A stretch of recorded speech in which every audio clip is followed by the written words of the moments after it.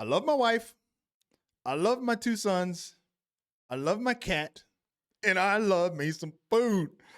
Whew. Okay, everybody know. I mean, we've made a lot of videos. My wife and I, we have another channel.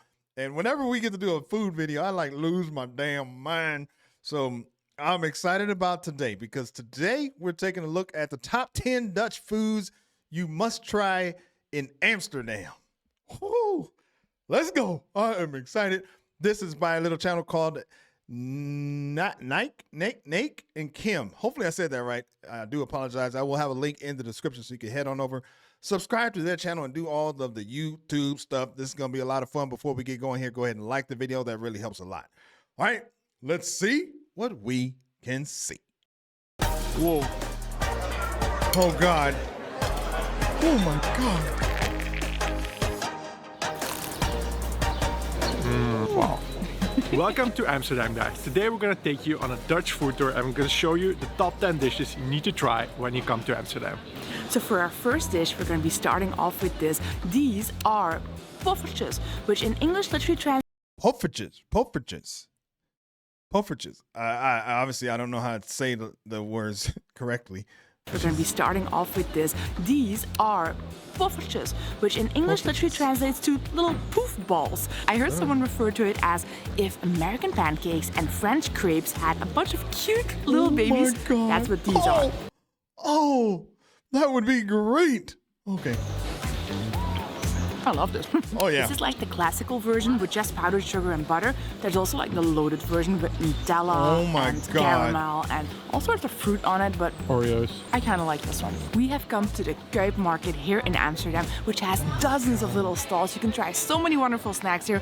Now it's time for some comfort food. These are fries in Dutch style. Now we are from Belgium. We have some of the best fries in the world. Okay. But the Dutch, our neighbors, have taken them and given them a little bit of a twist. This is called a patatje oorlog or fries war style. It is mayonnaise, which is pretty normal. Onions, which is a little bit strange, but then it also has peanut sauce on it, which is really weird. You would never find this in Belgium. So we're gonna try this, find out if it's actually any good. Does it work? I mean, I could see that. Peanut sauce, mayo, and onions. And the fries themselves are probably bussin', as my kids would say. Amazing or fresh, as we would say, from when I was, in my heyday. Anyway, but they are probably we know the fries in the U.S. don't compare to the fries that I've gotten here in Europe. And I can only imagine they're probably the same way over there in Amsterdam. So that just all sounds good. The peanut sauce is a little different, but I bet it's good too. Yeah. Don't be cheap with the sauce, dude. These are really nice golden brown crispy fried fries with like a nice mayo on it. The onions give it a little bit of punch, and then the peanut butter gives kind of an exotic flavor. It's a little bit sweet but also a little bit spicy. It does look a little bit like a warfront though. This market is located on such a beautiful street as well. Look at all these beautiful homes that they have here in Amsterdam. In a minute we're gonna move on to some of the really great comfort hearty dishes with meat and everything. But first, this Stroopwafel. Oh, well, we tried those.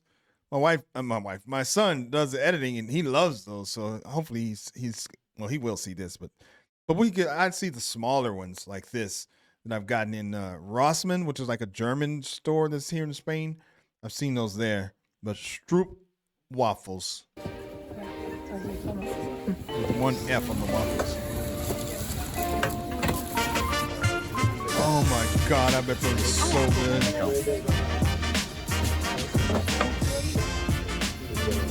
It smells amazing. We got it here at this stand. They've been making it for over 50 years. People are queuing up here. Wow.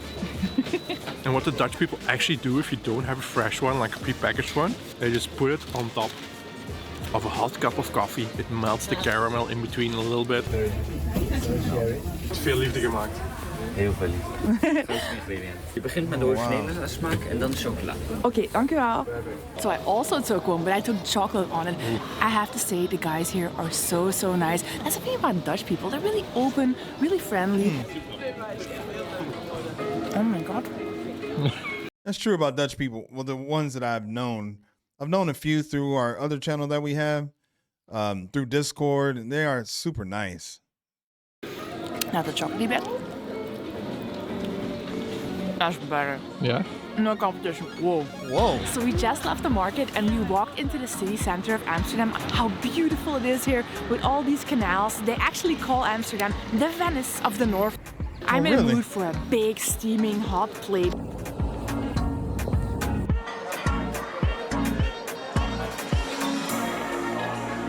Oh boy.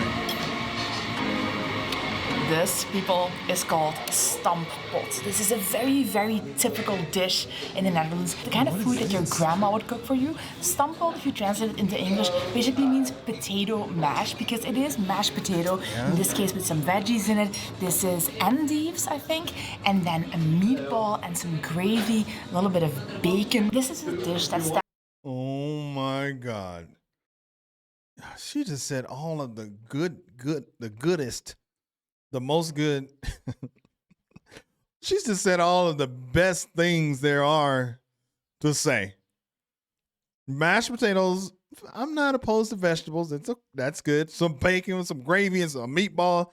That looks good. And it looks like it's not too much food. It looks like just enough. Oh man, that'd be amazing. Comes back to the 17th century in the Netherlands, and it was really popular because even in times of scarcity, this was a really easy and nourishing way to feed a large amount of people in your family. So look at this. Look at it. Oh my God.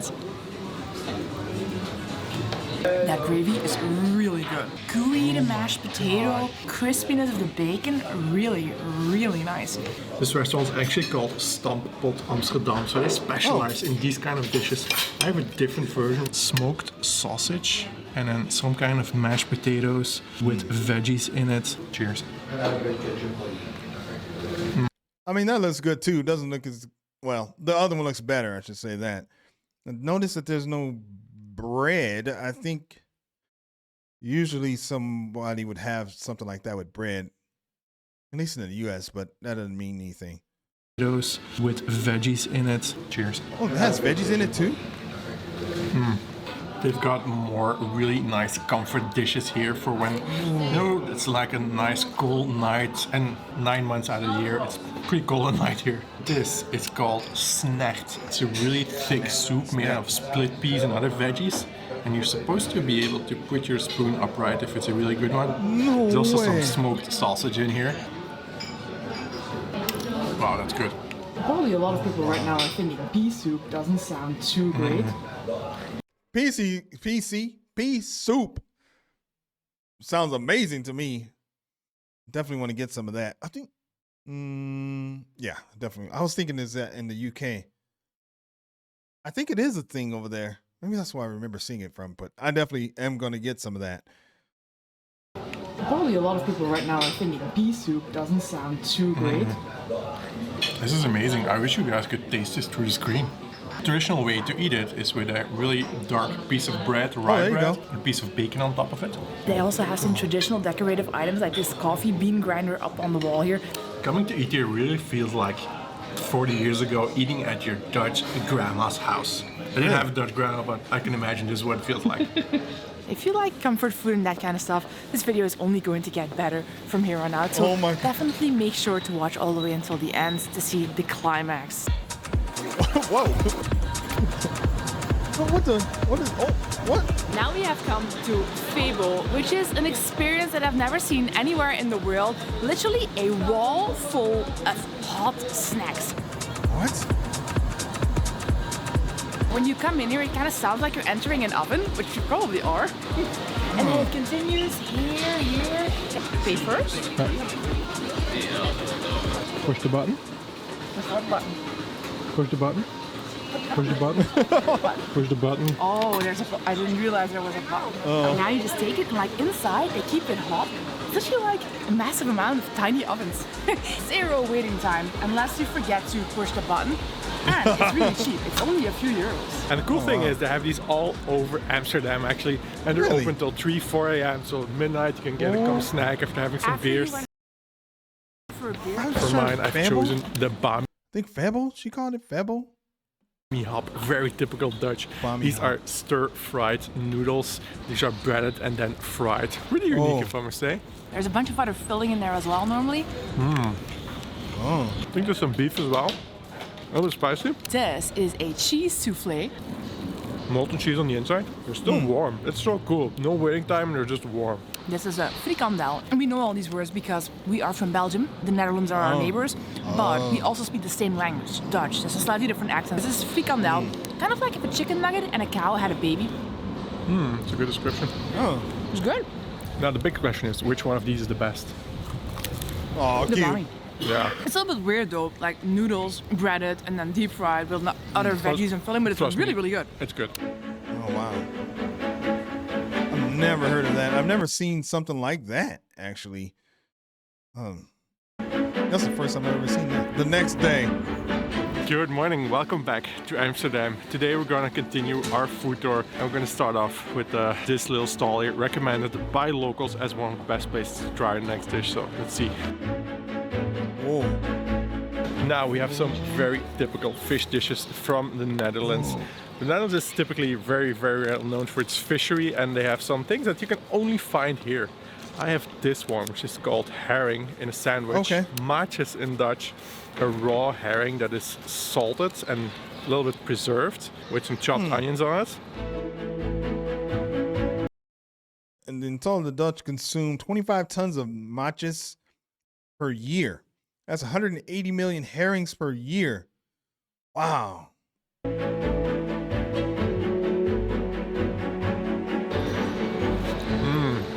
Wow. Is it good? Because Wow. I'm typically not the biggest fan of matches. It's good. I like this. Oh, wow. So soft. It has a bit of a fish taste, of course, but it's also salty. The onions, but it like melts in your mouth. And this is skibbling, which is fried up fish in a light, crispy batter, and then they deep fry it and serve it with this sauce, which is a tartare sauce. Typically, this is made with cod, and they actually started doing this because the cheeks of the cod fish were like waste. They didn't really use it in the cuisine that they had here in the Netherlands. So they thought, how about we put in a little bit of batter, we fry it up, maybe then we can eat it. That's how it started. But now they make this with all sorts. Okay, so I mean, I guess I think of fish and chips, like in the UK. I'm assuming that's. I mean, it looks the same. There's just no chips with it. Of white fish. We just really like tasting the local food that you can just get out here at these little stalls. And I think that is where really the heart of Dutch cuisine can be found. Oh wow. Cheers. Ooh, we can hear the crispiness. Oh yeah. It's gonna be us. I heard someone say once, a very wise man, that a stroopwafel a day keeps the doctor away, which is why I decided to get another one. We got it at Van Wonderen, which is this really luxurious, probably pretty tourist-oriented shop that sells all kind of special World's best stroopwafels. stroopwafel. You can see this one has like Stroop. caramel chocolate on top and everything. So I'm curious to see if it's gonna be any better. It's very decadent. I would say the one we had yesterday was better. The stroop, like the filling, was just more tasteful. And this one cost, I think, 4 times as much. This was 13 euros for this. What the hell? 13 euros? I mean, yeah, well, you're in a tourist trap probably. Now we're going to a restaurant. This is something completely different from like the very old school traditional Dutch food we have tried. Now it's a bit more exotic fusion cuisine. I'll explain inside. We have come to Stamppot, which is an Indonesian restaurant to try the Dutch Indonesian cuisine. The most typical thing to eat here is a rijsttafel, which translates into rice table. Oh, cool. It's a rice, of course, but then they have a bunch of different side dishes to go with it. It can be up to 20, 30, 40 different dishes, but we have been civil. We just took the small one, which is about 10 dishes. Back in the 17th century, the Dutch were really seafaring people. They established the East Indian Trading Company to trade spices, and then there was also a bit of a colonial history with Indonesia. And then when the Dutch came back to the Netherlands, they integrated the Indonesian cuisine with the Dutch cuisine. It basically invented this. You won't find this in Indonesia. That's perfect. That's what we have here. We have tapas. And a lot of times in Spain, by the way. And a lot of times my wife and I will go out and we order like 3 or 4 different things so we could try multiple things. So that would be perfect. And it looks like the perfect amount. And I really do like steamed rice. I love just getting it and putting stuff on it. That would be perfect. Man. So I'm taking notes of all these places so I can go to visit because we're close by. We can do a little trip for, go to 2 or 3 different countries. Maybe in a month or so. Dutch cuisine basically invented this. You won't find this in Indonesia. This is probably the most popular Indonesian dish here. It's kip satay. It's chicken with a spicy peanut-based sauce. Chicken satay. Wow. It's so good. It's sweet and spicy. Lemongrass taste in there.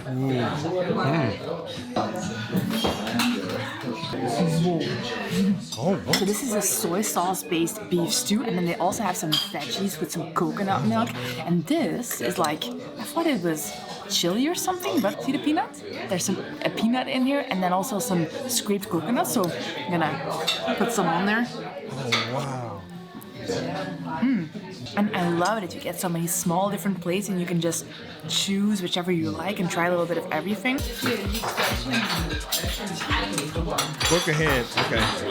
For our next stop, we walked to the edge of the city center to visit this. It's not just a windmill. It actually houses one of the most famous breweries in all of Amsterdam. Really? And they also have a bar there. It doesn't get more Dutch than windmills.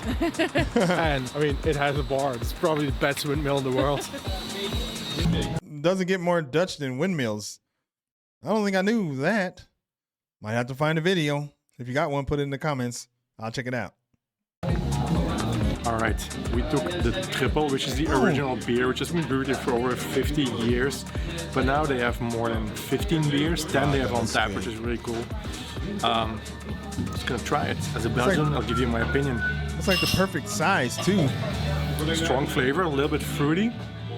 Nice bitter twist to it. What is your official Belgian rating for this beer? I'd give it a solid 7.5 out of 10. And actually what they have here with their beer are beer snacks. They have a bunch, but these are my personal favorites. These are called bitterballen.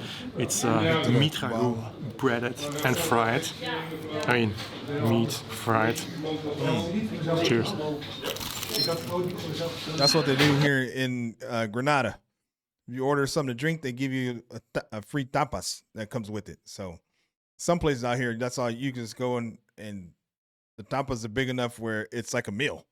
So just order a couple, 2 or 3 beers, and it doesn't have to be beer. It could be Coca-Cola or something like that, and they'll give you a free tapas. Wow.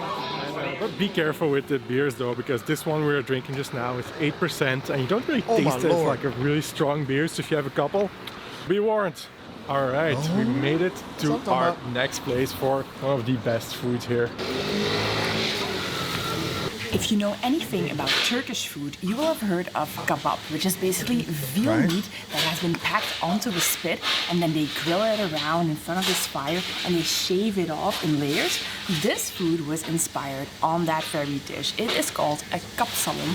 Literally, that is hairdresser in English. It is 1 layer of fries, topped with a layer of molten cheese, then a layer of kebab meat. Then there's some salad on there. I feel like these vegetables are just window dressing here, but anyway. Man, that sounds good. Hold on. The Kapsalon, or hairdresser, is named after the first person who ever ordered it at his local kebab in the Netherlands. He was, of course, a hairdresser. Okay. I also wonder where they came up with that. It's my kind of salad. That's good. Each bite has a little bit of meat, a little bit of fries, and a little bit of cheese. There's no good way of doing this.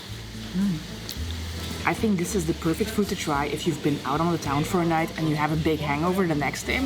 You should watch this video next, where we're going to explore Amsterdam for 2 full days and try a lot more of the local foods, or watch our Belgian food tour. See you in the next one. You know what's so weird is, like, I'm not a huge French fry person. I like them, but I don't eat a lot. So Lisa, my wife, always kind of, I don't know if she makes fun of me, but she knows that I'll get a lot of fries and I don't eat them all. I just like the taste of a few of them. That was super interesting. I love me some food videos, and that was one of the best. All of that stuff was new. I always like to see that too. Things that I have never heard of before. The Stroopwafel I've heard of, but most of the other stuff seemed like it was something that's unique to the Netherlands. So can't wait to try that out. I'm building a list of the places that my wife and I, and maybe our sons, we don't know, not the cat, that we're going to go and visit. So if you like that video there, then go ahead and like the video. That definitely helps a lot. And put any comments of any videos you want me to check out of anywhere in Europe. I'll be happy to do it. Catch you on the next video. Peace.